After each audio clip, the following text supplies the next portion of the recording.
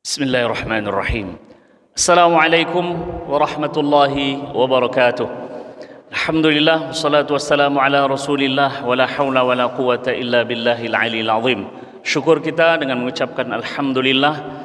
Berselawat kita kepada Nabi besar Muhammad sallallahu alaihi wasallam dengan mengucapkan Allahumma salli wa sallim ala Sayyidina Muhammad.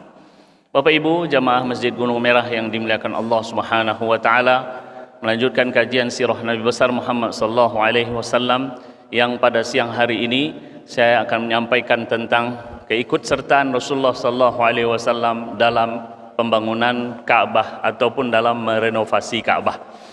Pada umur Rasulullah 35 tahun, ada usaha daripada orang-orang Quraisy untuk memperbaiki Ka'bah karena terjadi beberapa kerusakan pada Ka'bah disebabkan oleh banjir, disebabkan oleh kebakaran, sehingga ada inisiatif dari pembesar-pembesar Quraisy untuk merenovasi Ka'bah. Namun dalam merenovasi Ka'bah ini harus dirusakkan dulu ataupun harus ada yang dihancurkan, sehingga sebagian daripada orang-orang Quraisy ketakutan, khawatir jikalah sebagian daripada Ka'bah ini dihancurkan walaupun untuk kemudian diperbaiki, mereka ada rasa takut. Rasa takutnya itu adalah saat menghancurkannya. Maka ketika pembesar-pembesar Quraisy ini khawatir, ada seseorang bernama Al-Walid bin Al-Mughirah. Al-Walid bin Mughirah adalah orang tua daripada Khalid bin Al-Walid. Kita mengenal Khalid bin Al-Walid, bapaknya namanya Al-Walid bin Al-Mughirah, salah satu daripada pembesar Quraisy. Maka ia katakan, biarlah saya yang menghancurkan sebagian daripada Ka'bah ini, lalu kita tunggu keesokan harinya. Jikalah terjadi sesuatu pada saya, maka kita berhenti. Jika tidak terjadi sesuatu, maka kita lanjutkan. Maka Al-Walid bin Al-Mughirah pun berusaha untuk menghancurkan sebagian daripada Ka'bah, namun ia katakan, sesungguhnya kami tidak menginginkan kecuali kebaikan untuk Ka'bah ini. Jadi saat menghancurkan itu, Bapak Ibu yang dimuliakan Allah Subhanahu wa taala, memang ada rasa kekhawatiran itu. Sehingga saat merasakan seperti itu, ia katakan, kami ingin kebaikan untuk engkau wahai Ka'bah. Lalu dihancurkan sebagian daripada 2 rukun yang ada dari 4 rukun Ka'bah ini. Lalu kemudian mereka menanti keesokan harinya. Apakah malam ini akan terjadi sesuatu atau tidak? Kalau terjadi sesuatu, maka kita tidak akan lanjutkan. Ternyata ditunggu sehari dan tidak ada sesuatu yang terjadi. Satu pelajaran bisa kita ambil di sini. Terkadang orang takut. Ada pohon yang besar. Bagaimana pohon ini kita tebang aja ya? Janganlah, ada penunggunya itu. Kalau kita tebang nanti kita diganggu nanti dalam tidur, diganggu dalam kehidupan kita. Ada nggak seperti itu, Pak? Ada. Takut kalau hal ini terjadi sesuatu pada kita. Ternyata hal ini sudah ada dahulu. Karena tidak terjadi sesuatu pada Al-Walid bin Mughirah dan pada penduduk Mekah saat itu, maka mereka mulailah untuk merenovasi Ka'bah. Rasulullah SAW ikut bergotong royong. Nah, ternyata gotong royong ini sudah ada di zaman Nabi kita Muhammad SAW, dan budaya gotong royong adalah budaya kita orang Indonesia. Kalau ada acara Idul Adha seumpamanya, maka diajak warga untuk bersih-bersih. Kalau seumpamanya ada acara sesuatu, diajak warga untuk bergotong royong. Ternyata Nabi kita Muhammad SAW telah mencontohkan itu. Rasulullah SAW bersama pamannya Abbas bin Abdul Muttalib membawa batu bata. Jadi batu bata yang ada di zaman dahulu jangan kita bayangkan seperti batu bata sekarang. Ka'bah dulu dibangun hanya tumpukan-tumpukan batu tanpa ada yang merekatnya. Jadi hanya tumpukan batu saja. Maka Rasulullah SAW, pamannya dan pembesar-pembesar Quraisy pun mulai membangun. Salah satu yang luar biasa dalam pembangunan Ka'bah ini adalah yang pertama, Bapak Ibu yang dimuliakan Allah Subhanahu wa taala, karena Ka'bah adalah mulia, sehingga kabilah-kabilah yang ada pun ingin ikut serta berkontribusi dalam pembangunan Ka'bah. Sehingga dalam pembangunan Ka'bah, setiap kabilah itu punya pojok sendiri yang mereka akan bangun.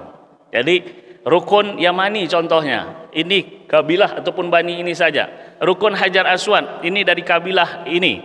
rukun selanjutnya dan selanjutnya itu dibagi-bagi. Kenapa? Karena mereka ingin kemuliaan yang ada pada Ka'bah itu juga kembali kepada mereka. Hingga akhirnya selesailah pembangunan Ka'bah. Dan yang kedua, sesuatu yang menarik adalah ketika mereka akan membangun Ka'bah ini, mereka memberi syarat. Untuk pembelian material Ka'bah haruslah bersumber dari harta yang halal. Tidak boleh ada harta yang haram, tidak boleh ada harta yang samar-samar, tidak jelas. Jadi kalau membeli semen, kalau membeli batu bata, kalau membeli kerikil, yakinkan uang untuk menggunakan itu adalah uang yang halal. Pembangunan masjid contohnya, kan banyak berkontribusi, banyak yang bersedekah. Pak Ustadz, Bapak Ketua Pengurus, saya menyumbang 1 juta, saya menyumbang 2 juta, saya menyumbang 10 semen. Yakinkan uang yang digunakan itu adalah uang yang halal. Samar-samar pun tak boleh, syubhat. Dan itu contoh yang diberikan di masa Quraisy, di masa jahiliyah sudah melakukan seperti itu. Karena mereka ingin membangun rumah Allah Subhanahu wa taala, maka sumbernya yakini bahwasanya bersumber dari sesuatu yang halal. Wal'iyadzubillah. Kalau seumpamanya ada seseorang, ayah ini kan untuk masjid, ya ini sisa-sisa uang, ini uang-uang yang enggak jelas bagi saya, udah diserahkan begitu. Suatu keputusan yang salah. Karena di masa jahiliyah mereka ketika ingin membangun Ka'bah, maka mereka memberi syarat uang untuk membeli material Ka'bah itu. Yakinkan bahwasanya dia ada uang yang halal. Tidak boleh dari hasil jual minuman keras, tidak boleh dari hasil mucikari, jelas harus halal. Bayangkan itu Bapak Ibu, zaman jahiliyah untuk membangun masjid berpikiran seperti itu. Hingga pembangunan selesai, namun belum selesai lah boleh saya katakan, karena ada bagian yang belum tertutup semua. Sementara material sudah mulai berkurang, maka dibangunlah apa yang kita sebut dengan Hijr Ismail. Yang berangkat umroh, yang pergi haji, orang yang sholat di dalam Hijr Ismail itu sama dengan dia sholat di dalam Ka'bah. Begitu pertimbangan mereka atas uang yang halal untuk pembangunan Ka'bah. Bentuk memuliakan rumah Allah Subhanahu wa taala. Bahkan karena ini adalah sesuatu yang mulia, mereka menghindari dari sesuatu yang haram. Bapak Ibu jamaah Masjid Gunung Merah yang dimuliakan Allah Subhanahu wa taala, selesailah pembangunan Ka'bah, namun ada satu masalah. Apa masalahnya? Hajar Aswad. Hajar Aswad yang berada di bawah harus diletak ke tempat semula. Meletakkan Hajar Aswad di ke tempat semula adalah satu kemuliaan. Jika ada satu kabilah yang diminta untuk meletakkan, maka itu akan menjadikan kemuliaan bagi kabilah tersebut. Maka orang-orang Quraisy saat itu menginginkan mereka yang mengangkatnya. Setiap kabilah mengakui kamilah yang berhak untuk mengangkatnya. Kami lebih mulia untuk mengangkatnya. Terjadi pertengkaran hingga akan terjadi pertumpahan darah. Hingga datang seseorang bernama Abu Umayyah bin Al-Mughirah, masih saudara daripada Al-Walid bin Al-Mughirah yang tadi memulai untuk menghancurkan Ka'bah dan membangun Ka'bah. Abu Umayyah mengatakan, begini sajalah, guna menghindari pertikaian di antara kita, pertumpahan darah di antara kita, maka kita pilih yang mengangkat Hajar Aswad itu orang yang paling pertama masuk masjid. Maka saat dikatakan seperti itu, Nabi Muhammad SAW adalah sosok yang pertama masuk masjid. Mereka berkata dengan suara bersama, suara yang satu, hadzal amin radina bihi. Ini adalah al-amin, orang yang dipercaya. Coba kita perhatikan ungkapan ini ketika Rasulullah berumur 35 tahun akan terjadi pertikaian karena ingin mengangkat Hajar Aswad saja. Saat itu mereka mengatakan secara serempak, melihat Nabi Muhammad SAW yang ketika itu belum diangkat menjadi Nabi dan Rasul karena berumur 35 tahun. Hadzal amin, inilah orang yang dipercaya. Radina bih, kami sepakat untuk dia yang mengangkat Hajar Aswad dan kami rela untuk itu. Subhanallah.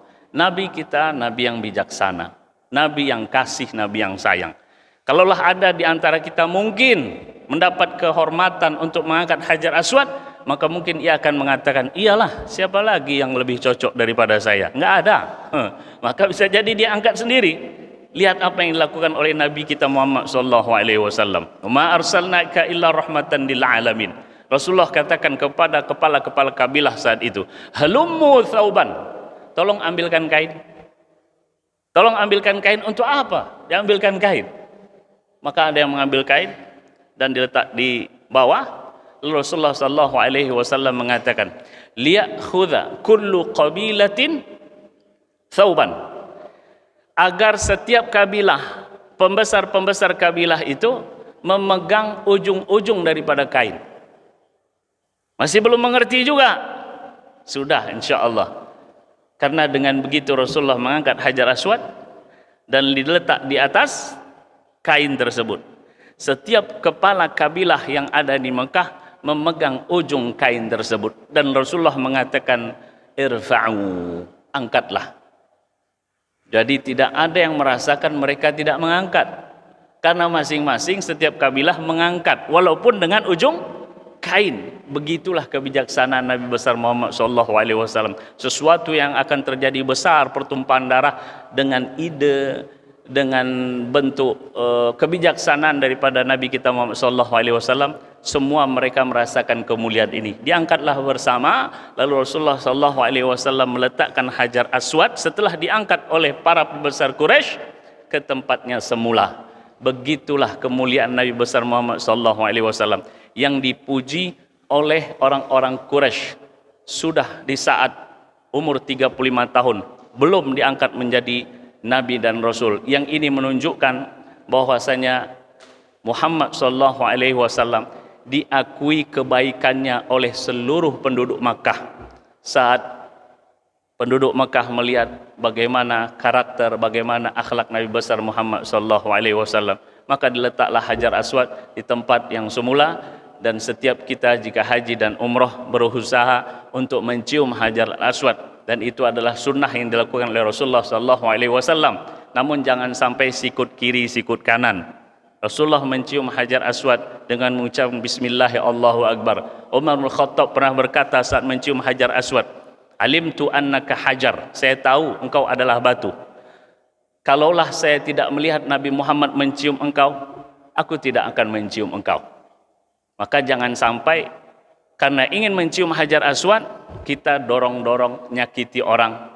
Makanya sunnahnya jika tidak bisa cukup melambaikan tangan Bismillahi Allahu Akbar. Demikian yang bisa saya sampaikan keikutsertaan Rasulullah dalam pembangunan Ka'bah dan bagaimana orang-orang Quraisy saat itu memuliakan Ka'bah karena Ka'bah adalah rumah Allah Subhanahu wa taala. Terima kasih atas segala perhatian. Mohon maaf jika ada kurang dan kesalahan. Hanya kepada Allah kita semua minta ampunan. Subhanakallahumma wa bihamdik, asyhadu an la ilaha illa anta, astaghfiruka wa atubu ilaik. Wassalamualaikum warahmatullahi wabarakatuh.